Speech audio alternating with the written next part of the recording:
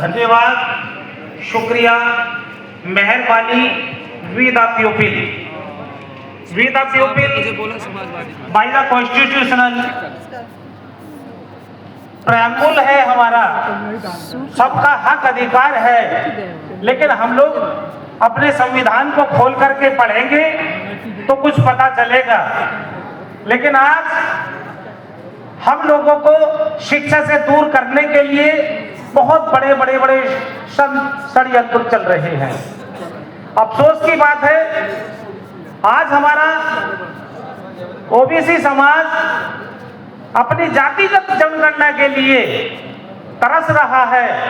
आज आजादी हुए कितने वर्ष हो गए, लेकिन ये आजादी झूठी है और देश की जनता भूखी है। लेकिन इसका हमारा संविधान होते हुए, संवैधानिक पदों पर बैठे हुए मनुवादी विचारधारा क्यों सक्सीड हो रही है? क्या देश संविधान से चल रहा है? नहीं, मनुवादी लोगों की विचारधारा से, मनुवाद से चल रहा है, मनुस्मृति से चल रहा है। आज हमारे देश में ओबीसी समाज को कितना हक अधिकार है? 27% मिलना था, लेकिन 52% होते हुए 1931 की जनगणना के अनुसार पूरे भारत देश में यदि हम चर्चा करते हैं, चाहे वो किसी भी मजहब में हो, किसी भी विचारधारा में, किसी भी पंथ में, तो करीब 80% ओबीसी समाज में आते हैं। कुछ हमारे समाज, हमारे देश में राजनीतिक पार्टियां हैं, लेकिन उन राजनीतिक पार्टियों में ओबीसी समाज के हो, एससी समाज के हो, एसटी के हो या माइनॉरिटीज के हो, सांसद और विधायक या राज्यसभा मेंबर अपनी आवाज, अपनी बात नहीं रख सकते। वो गुलाम होते हैं उस पार्टी के, जैसे वो कहेंगे या जिधर को पार्टी का आदेश होगा केवल वो बात रखते हैं। जनता ने चुना है, जनता की बातें नहीं होंगी। कुछ सांसद हैं, कुछ विधायक हैं जो इस बात को लेकर के चलते हैं, लेकिन जो मीडिया कर्मी उस बात को लेकर के आना चाहिए, जनता की बात जनता के द्वारा, सरकार की बात जनता के लिए, जनता की बात सरकार के द्वारा नहीं। आज कुछ बहुजन समाज के लोग उस मीडिया को चला रहे हैं, यूट्यूब को चला रहे हैं और वो सच्ची बात दिखा देना चाहते हैं, लेकिन उनके ऊपर केस कर दिया जाता है। लेकिन हमारी जनता, हमारा समाज ये भूल जाते हैं कि जो हम सरकार में बैठे हैं, आज हम विधायिका में, कार्यपालिका में, न्यायपालिका में, मीडिया में किस लिए हैं इन चारों स्तंभ पर, उसके लिए नहीं सोचने का टाइम। अरे जनता के पैसों से, जनता के टैक्स लेकर के आप वहां तक पहुंचे हो, वहां से रोटी खा रहे हो, तो जनता की बातें क्यों नहीं? जनता तरस रही है अपने हक अधिकारों के लिए। न्याय नहीं है न्यायपालिका में, क्योंकि वहां पर संख्या के अनुपात में आज तक भी न्यायिक अधिकारी, जजमेंट सुप्रीम कोर्ट में नहीं पहुंच पाए। अफसोस की बात है, आज 10% के लोग होते हुए ईडब्ल्यूएस 10% लागू है। ओबीसी कितना है? 80%। हक अधिकार कितना है? 0%, 1%, 2%। क्यों भाई? इसका मतलब है कि हमारा ओबीसी समाज, पिछड़ा समाज जागा हुआ नहीं है, सोया हुआ है। बाय द कॉन्स्टिट्यूशनली, संवैधानिक अधिकारों को तो ले रहे हैं, लेकिन संविधान की बातों को करने के लिए राजी नहीं है, राजी नहीं है। लेकिन हमारा वी द पीपल एक ऐसा संगठन जो जितने भी आज लाखों की तादाद में सामाजिक संगठन चल रहे हैं, लेकिन उन बातों को उठाने के लिए राजी नहीं है। क्यों? क्योंकि वो लोग अपनी रोटी का रास्ता सीख रहे हैं, केवल देख रहे हैं। लेकिन वी द पीपल अपने हिस्से की रोटी हर जनता के लिए लड़ाई लड़ने के लिए इस कॉन्स्टिट्यूशन क्लब में ये समाज में भागा हुआ फिर रहा है। मैं सैल्यूट करता हूं वी द पीपल के साथियों को, और उसमें जो सामाजिक संगठन हमारे साथ दे रहे हैं। वाम से एक विचारधारा चली कि अपने हक अधिकार के लिए कैसे लड़ा जाए, कैसे उस बीज को बोया जाए। लेकिन वहां से कुछ लोग सीख करके अलग अलग संगठनों में जाकर के खो जाते हैं और अपनी अपनी रोटी सेकने को राष्ट्रीय अध्यक्ष बन जाते हैं। किसानों की बात करें तो किसानों में भी ऐसी फूट डाली गई कि वो अपने हक अधिकार की बात भूल करके राष्ट्रीय अध्यक्ष और अपने सामाजिक संगठन बनाने पर लग गए, क्योंकि वो एक ऐसी ताकत है, उसके रोकने के लिए इस सरकार ने सड़कों पर पक्के पत्थरों के बना दिए गए कि वो आगे ना बढ़ सके। मजदूर का खून पसीना चूस रहे हैं, उनका अपना पैसा नहीं है।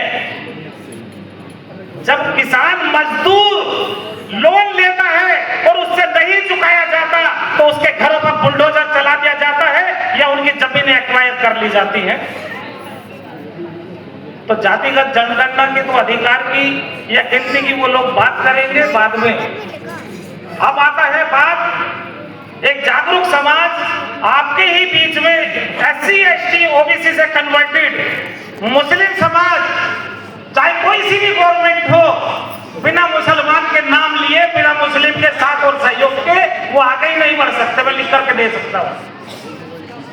लेकिन जब बात करेंगे मुस्लिम को हक अधिकार की तो वो उनको डंडे पीटने के मिलने के अलावा कहीं कुछ नहीं मिलता, कोई सी भी सरकार हो।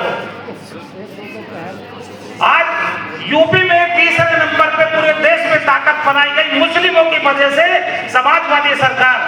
लेकिन जब समाजवादी सरकार में मुस्लिमों को सांसद विधायक बनाने की बात आती है, उनके हक अधिकार की बात आती है, तो आवाज नहीं उठती है। मुस्लिम क्षेत्रों में ही जहां उनकी आबादी है, तो एक परिवार समाज का, समाजवादी परिवार के ही लोग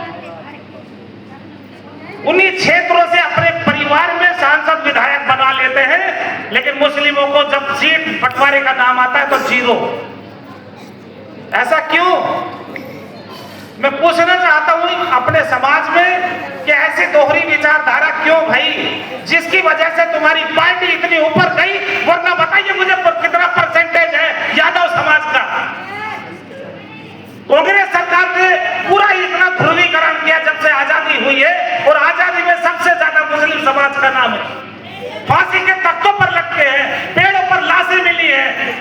लेकिन आज चारों तरफ जिसको भी देखो, SC समाज हो, OBC समाज हो, कोई अलग से मारने वाला नहीं आता है।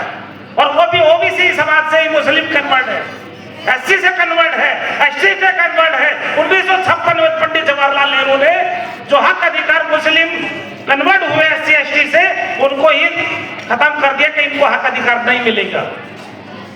उसकी आवाज उठाने के लिए आज तक कोई नहीं हुआ। भाई अपने हक अधिकार के लिए जागेंगे या नहीं जागेंगे? सब लोग हाथ उठाएंगे, आवाज देंगे, हम एक हैं। अभी भी सोते रहोगे तो सो जाओगे। आने वाली नस्लें कहेंगी कि हमारे बाप दादा आजादी में जी लिए और हमें गुलामी में छोड़ गए। कब निकलेंगे इस गुलामी से? आजादी चाहिए या नहीं चाहिए? मुक्ति चाहिए या नहीं चाहिए? सोचना होगा, कसम खानी होगी, तब जाकर के हम अपने बच्चों को हक अधिकार दिला पाएंगे।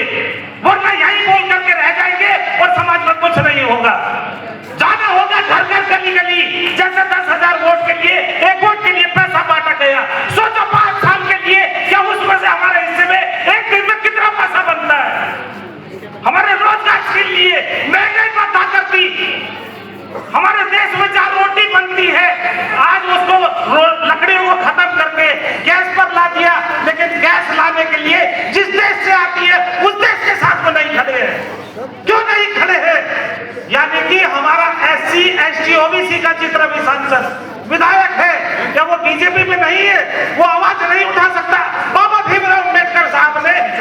से पूरी सरकार हिला दी थी।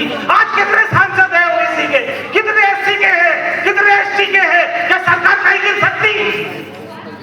तुरंत पलट सकती है, तुरंत रातों रात एक पल में पलट पड़ सकती है, लेकिन नहीं पलटाना चाहती।